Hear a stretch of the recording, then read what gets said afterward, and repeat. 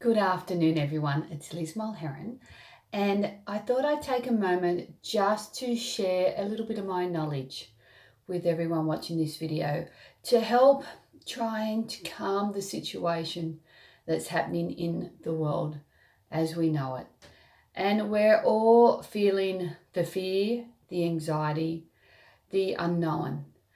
And when we don't know what's going to happen, we tend to lose it. We really do. And as humans, we like to be in control and we like to know what's going to happen, what the next step is, and that will lead to X, Y, Z. And then in the end, we get what we set out to achieve. But what's happening with the world is that the heavens are giving us a clear message that we aren't in control. And we are being asked to shift. We have been asked to shift for a long time. A lot of us have. A lot of light workers throughout the years have shifted their vibration and working in that space. And a light worker is a person of the light. I would class myself as a light worker. There's millions of us throughout the world. And our role is to share our knowledge and our understanding of how we stay calm and centered through chaos. The reason we do that is because we have all had a journey this lifetime of disaster, trauma, personal, and it's all personal. Whether that's through abuse, whether that's through death, whether that's through illness. So we light workers get shifted because we're forced to shift. We have them at tower moments that we have no choice. It's the hand of God going, wake up because you need to have to shift. And we tend to take on that challenge and we go through years of heartache because, you don't turn into a light worker like that. You have to self-reflect. You have to make the conscious decision to be a better you for others. So what's happening now, and any light worker, anyone working in the holistic, the coaching, the counseling field, ministries, would know exactly what I'm saying. That the world now is being forced to shift. So those that have not wanted to shift, you've got no choice. So what we need to do in times of chaos is self-reflect. That's why we're being isolated. Okay? Isolation is a form of torture. And when you go into that situation, you go, okay, do I beat myself up? Do I look at how bad everything is and feed off that fear? And the media is feeding that. So be very mindful of what you watch. Or do we sit back and say, what sort of person am I? How do I treat others? Am I proud of the person I am? Have I been on this earth for 80, 60, 50, 30, 10 years?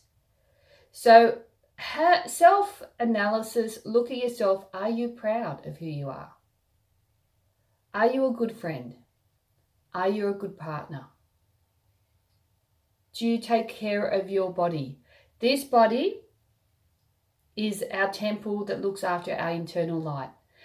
The eternal light that is a God-given gift to each and every one of us. So do we look after it or do we abuse it? Do we look after those around us or do we abuse them?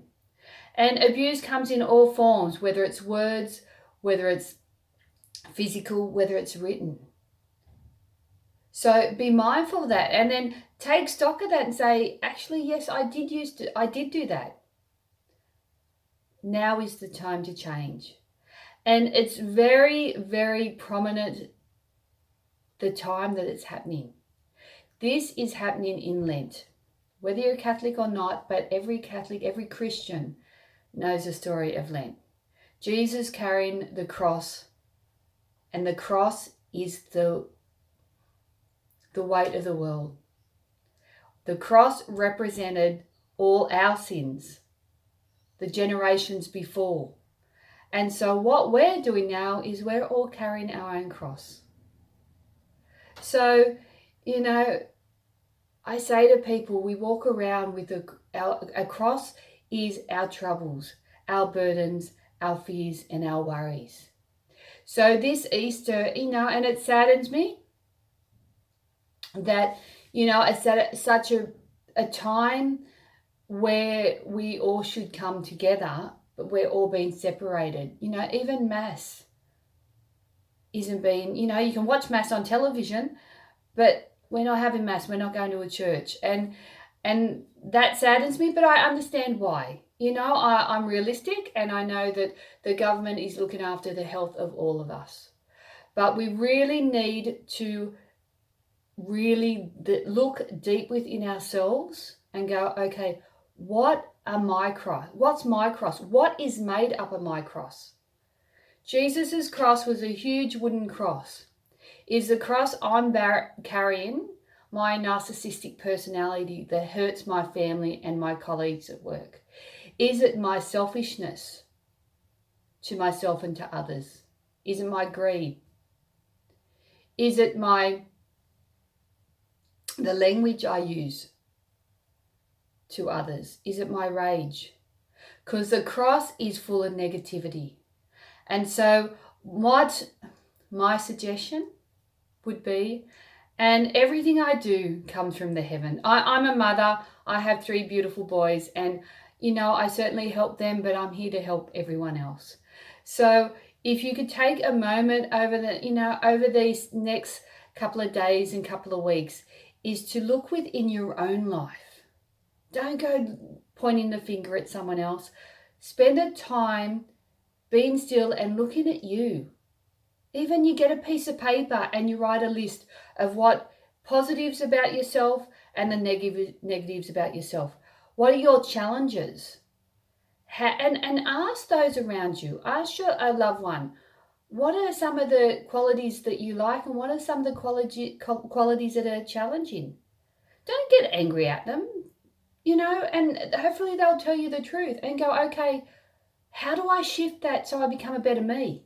Because the world is asking us to change, to become a better person for us. That divine light that sits in all of us.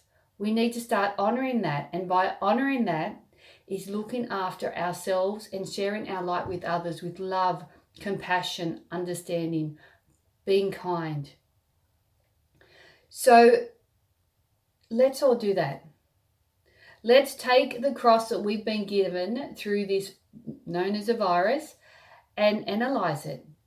Do we carry it with grace? Do we take the learning from it and the understanding to become a better us? Because as soon as Easter's finished, Good Friday, Easter Sunday, and then Easter Sunday, the shift will take place. So our learning is from now until then. So when we come out this Easter period, what lessons are we learning? We're learning that nurses are important. Our medical system is important. We need to value that. We need to value our teachers. We need to value the people that provide us with food. We need to value our transport company, because if it's not that, factories can make it, they get to the shops with truck drivers. Value our transport, value our police officers, value the services that are heart-centered out there helping other people survive.